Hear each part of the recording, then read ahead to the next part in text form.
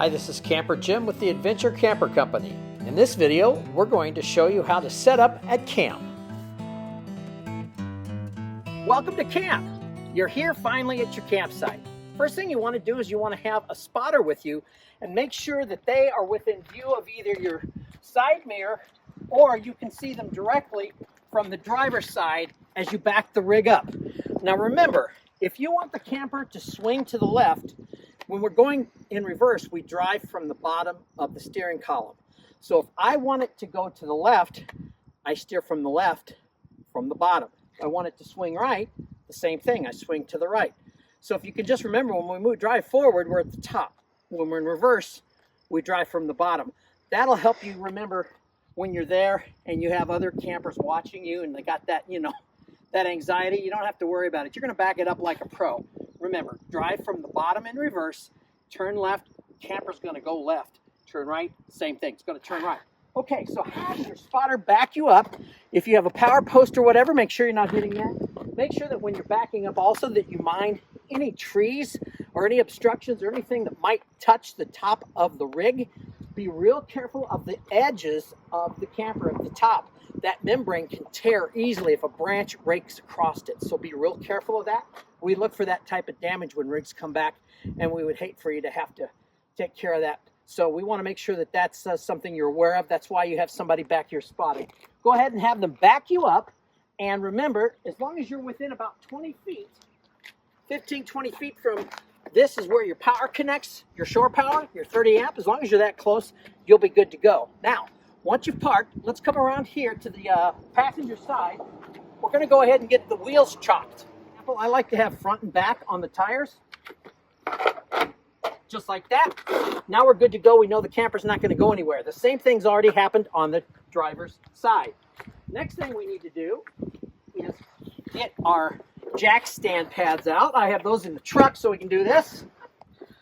Put those underneath with a piece of 2x4 just like that in the center.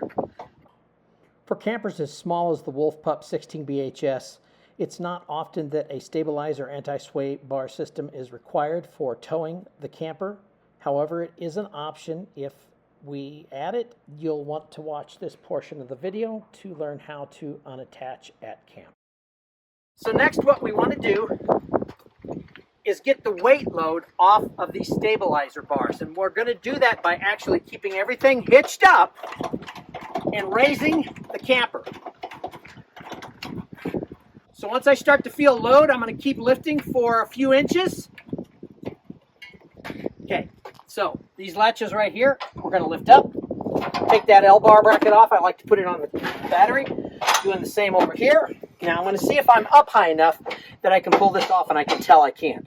I'm going to pull that out, nice and easy. Pull my cotter pin right here. It's going to be the same. I'm going to pull these cotter pins, both sides, take the pins out. Just like that. Okay, now the bars are ready to come out. Super easy. I like to put the bars right away inside the trunk, right here in the front. Make sure to put your pin and your cotter pin back in that receiving hole before you store the bars. Now that's done, we need to do a couple of other things. Might as well get our keys out for this rig. It's going to be the small round key that unlocks padlock. I always like to hang that up here. Now before I lower this, or before I release this, I'm going to lower all the weight off the hitch, off the truck. Then we'll open the bail. We'll undo the chains, brake control, cable, and the wiring harness as well. So I'm going to go ahead and do those things real quick. Wiring harness, there's a spot for it right there. Brake control, that comes off nice and easy. That can just latch on, same spot. Our chains, place to hang those. Okay, everything's good. Looks like everything's unattached. All the weight is off. I can open the bail. Now I can raise the rig. Before I raise the rig, this is when I'm decoupling, I want to double check. Are my chucks on this side? Check to make sure. They're good. I'll check over on this side. We're good. So we know we're not going to have the trailer roll unexpectedly on us. Now, once you've cleared the ball, so go ahead and pull the pin.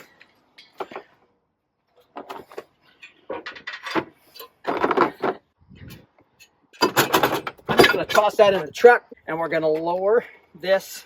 Okay, so we've got the trailer decoupled, and we've got it roughly balanced.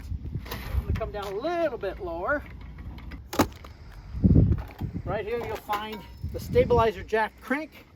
That simply just attaches to each of these, and those are leveled. Put them down on a piece of 2x4 or a jack stand, all the way down. And remember, these are not load bearing. If you try to put a portion of the load of the weight of the camper, those will buckle and bend. You'll break one. It's only meant to stabilize the camper so it doesn't shake or sway while you're inhabiting it. So I'm going to go ahead and retract this. Okay, so once we start to feel any type of resistance, we're going to crank maybe once or twice. That's about all the weight that we want on that. We'll do the same for the other 3 points, and then our trailer will be level. Remember to use the Bubble Level app. I like to place that phone right on the inside here where I can see it, and then I will have somebody raise and lower the camper until that level says that I'm flat or true. Once I've got that done, then I know I can put my stabilizers down. It's going to hold me in a nice comfortable position while I'm here camping. Okay, so now we need to next connect our camper to shore power and water if we have water available at our campsite. So we're going to go around to the driver's side. I've already got our cable ready. This has been hooked up to the post. All I need to do now is connect to the camper. This goes in at an angle of about 1130. Like that. You'll see it's at a very slight angle off of what I'd say is straight up noon. Turn it a little bit, that locks it in. There's a mason jar style collar that just more or less just kind of is there to help cover that from dust or water, and then this also will protect that. Once that's in, even if that doesn't screw 100% perfect on there, that's just fine. It's locked in. We're ready to go, and we've got power. Next, we're going to make our way to the front of the camper. If we're on city water, we have a brass fitting on the front. This is a water pressure regulator. It's really important. It makes sure that the water pressure going into the camper is not too high for any of the lines, which might cause them to bust. If they bust, we have flooding, and that's a problem. So city water connection's labeled, and it's just like at home. You're going to just simply connect that up, just like so. And so once that's done, we'll connect this to our water at the post, turn it on, and we're good to go. It's always a good idea if we're going to be gone to bike, hike, go to the shore, beach, fish, whatever. If we're not going to be at the campsite, it's good to come to the city water and turn that off so there's not onward or inward pressure constantly while you're gone. It's just a little security measure. It's a tip, and I like to do that. If you don't have a city water connection, we can fill the reservoir tank. So you've got about 30 gallons of fresh water. This just comes off. We put this here, and we simply fill that tank up until water starts coming out. It's just that easy. Once we know it's full, we cap it, and we turn the pump on in the inside, and I'll show you that in the next video. And we'll have water reserve while we're camping what we call dry dock or boondocking. So that's it for now, and we'll see you in the next video. We're with the Wolf Pup Limited 16 BHS, and it's time to get inside. Take your purple key. It's got a little bit of tape on it. We're going to know that's for the main entry door. Now there's 2 locks, so it's a bit of trial and error. You may get confused, lock one, unlock the other. I promise you, if you get them both in the unlock position, you're going to be fine. This is going to pop open for you.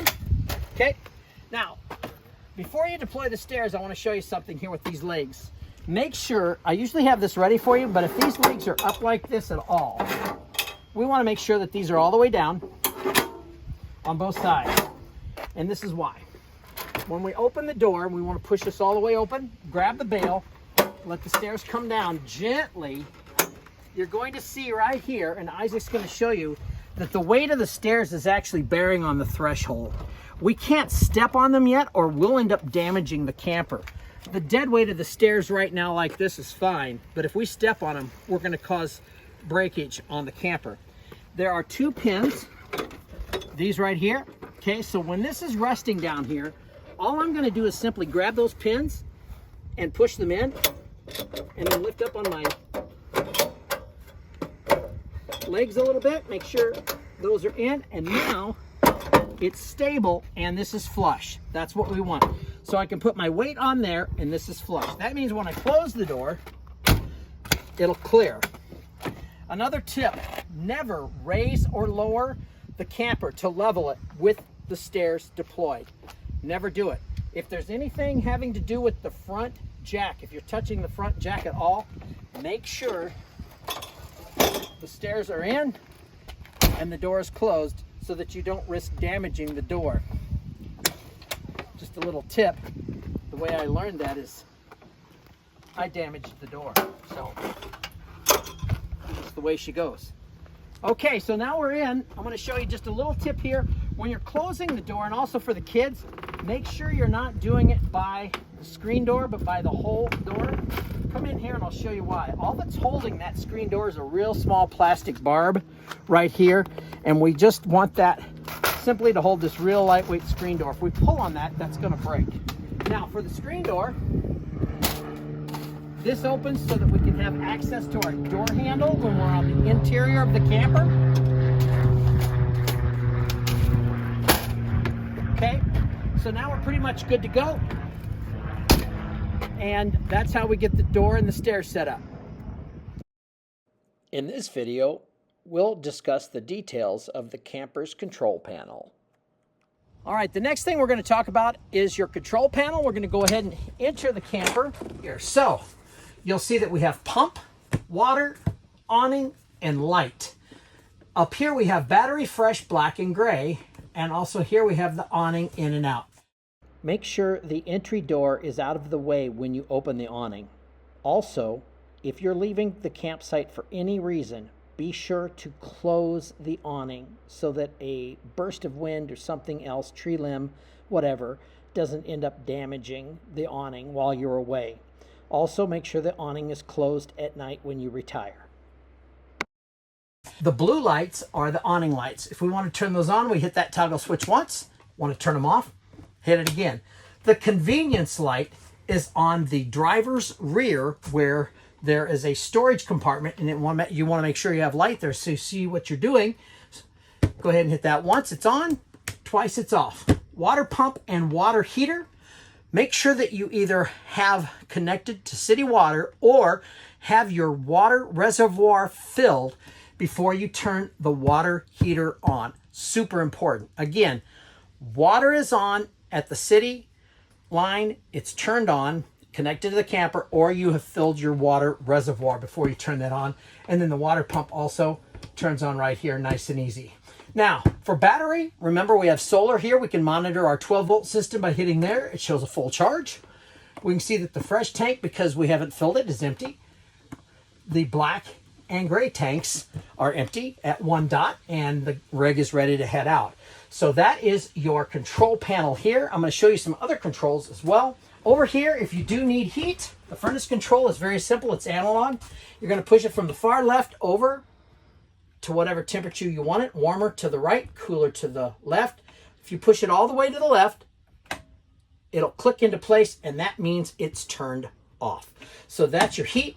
Above us is, for the summertime, our cooling. Remember, you have to be to 30 amp power, or you have to have generator power sufficient to operate the air condition, low fan, high fan, low cool, high cool, and temperature control. Or you have to have generator power sufficient to operate the air condition, low fan, low cool, high cool, and temperature control, all right there. If you want to, you can look for driven on your Bluetooth connections, and you can stream from your phone nice and easily there. So when you get to your campsite, you can check your water, hot and cold and everything here. Make sure that you detach your blinds, lights, and fan for your stove are right here.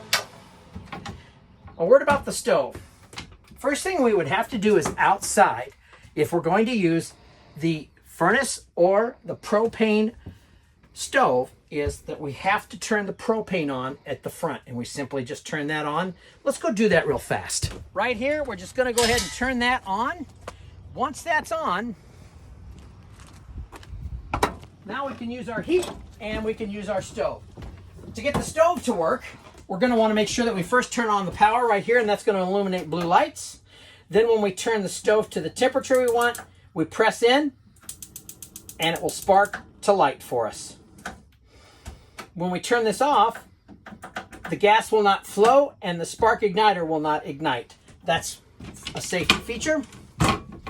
If we're connected to shore power or to city power, our microwave is a very standard microwave. It's going to work just like it does at home.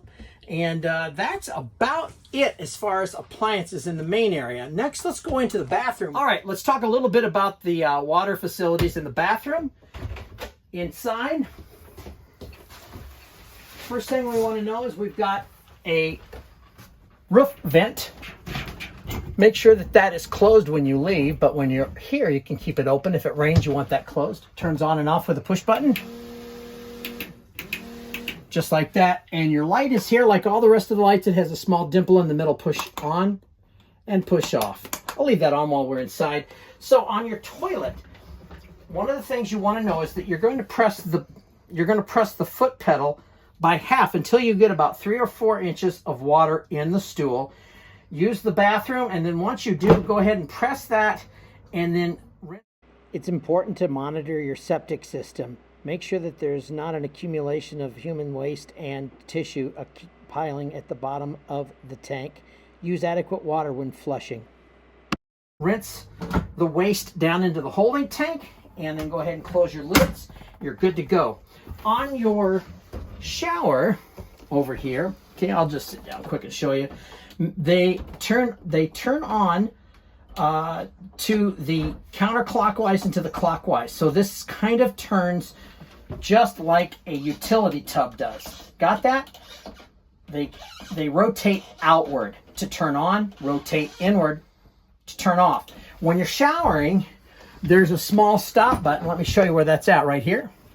So when you're showering, you can just go ahead and hit that so that you can conserve water, lather up, and then when you're ready to rinse, hit that again, rinse off, but make sure that you turn the water off down at the faucet, not up here at the top, or you'll slow trickle and drain out your clean water into your gray tank. So be careful that you make sure that the water's off before you're done with your shower. So if it is going to rain, obviously we're going to want to lock that back down. We'll do that as if we were getting ready to also head home. We would want that done. We're inside the Wolf Pup bunkhouse. We've got a small up and lower bunks. Both are equipped with light and a UPC. I believe it's UPC. Well, whatever it is, the kids know. They can connect all their devices there and get power. So that's there. This window opens and that blind will close. Please be careful to make sure that the blind doesn't get damaged and that the kids don't scuff up the roof when they're in the bed and horsing around and stuff. We know they want to have fun, but if you could just make sure you keep an eye on that, that would be super awesome. Thank you. All right, so you have a fully stocked kitchen. I'm going to show you a couple of things. First of all, when in transit, the cover to the sink, we put this here so that water does not trickle along the edge and cause damage to this cover. Okay, for appliances, underneath the bench closest to the bunks, we have a 2-slice toaster and a 5-cup coffee pot. Right. The appliances may be located underneath the sink or above right there for you. When you're done, make sure those are cleaned up as best as possible and put them back in the boxes. They store in transit better that way. Let's go ahead and talk about the top. We've got mixing bowls and storage bowls for you so that you can prepare. A word regarding appliances and cooking utensils as well as table service. Inventories vary from camper to camper. It is your responsibility to check and confirm that you have everything that you would need before you leave for your trip. We do the best we can to make sure you have a comfortable and easy trip, but sometimes things go missing. Make sure you check before you head out. your food. Then we also have I always figure if you wanted to do spaghetti, you've got a pan to fry the burger, a pan to boil the noodles or cook the chili, right?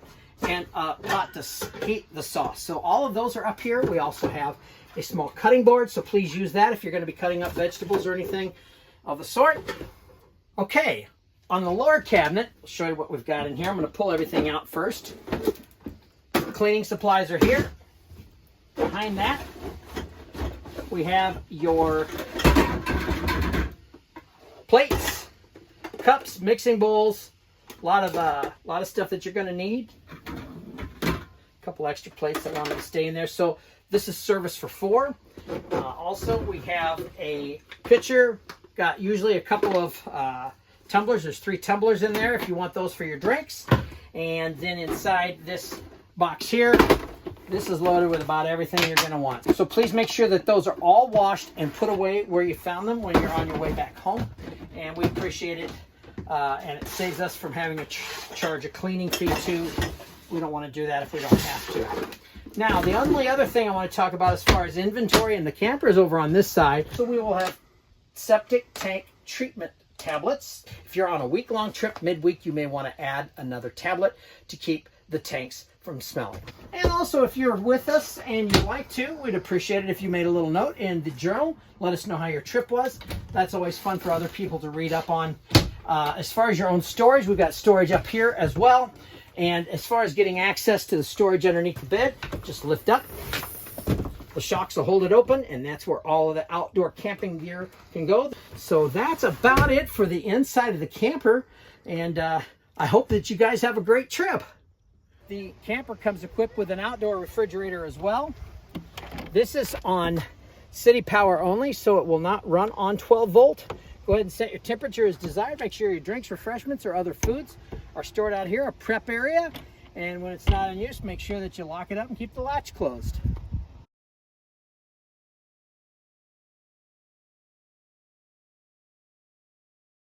One last thing I forgot to mention, when you're getting ready and setting up and getting into the camper, remember that this handle lifts up and swings out into 3 positions: backward, center, and forward.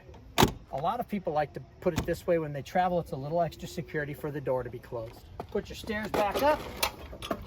Remember that you may need to push this all the way back. Lock those in. Go ahead, lock your doors. Move your latch. All right, congratulations. You got the tanks emptied and down to 1 dot, and you are ready to go. Just always a great idea to double check. Make sure that your hitch is on securely, it's locked, your lights are working, you've checked all the way around for lights. The brake harness is connected, the chains are crossed and connected to your rig, the propane is off. Then do a quick walk around the camper to make sure there's nothing underneath it and that you're safe to go. And once you've done that, put it in drive, put your truck in tow, and you're ready to head back. Thanks a ton for listening and watching the video. I hope you found it helpful. I've got everything in. I'm going to put my seatbelt on. I've got my truck in tow, and I am going to be ready. Remember, your next adventure and a lifetime of memories are just around the next bend. We'll see you out there. Take care.